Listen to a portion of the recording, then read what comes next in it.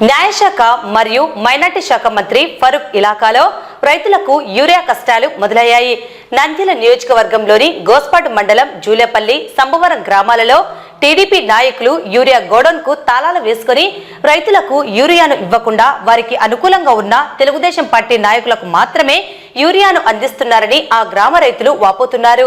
అధికారులు రైతులందరికీ పంపిణీ చేయాల్సిన యూరియాను కొందరికి మాత్రమే అందించడంతో గ్రామ రైతులు ఆవేదన వ్యక్తం చేస్తున్నారు. తెలుగుదేశం పార్టీ వాళ్లకు మాత్రమే యూరియా ఇస్తాం అనడం విడ్డూరంగా ఉందని రైతులు అంటున్నారు. గోస్పాడు మండలం సంబవరం గ్రామంలో గ్రామ సచివాలయంలో రైతులకు అందించాల్సిన ఎరువులు ఇవ్వకుండా టీడీపీ నాయకుడు దూదేకుల వెంకటరమణ ఫీల్డ్ అసిస్టెంట్ సచివాలయంలో అధికారుల పక్కన తిష్టవేసి తెలుగుదేశం పార్టీ వాళ్లకు మాత్రమే యూరియాను అందిస్తున్నారని రైతులు ఆవేదన వ్యక్తం చేస్తున్నారు. అధికారులు వెంటనే స్పందించి ప్రతి ఒక్క రైతుకు యూరియా అందించాలని రైతులు కోరుతున్నారు. అధికారులు అందించాల్సిన యూరియాను టీడీపీ నాయకులే దగ్గర ఉండి వారి కార్యకర్తలకు అందించడంతో రైతులు ఆవేదన వ్యక్తం చేస్తున్నారు.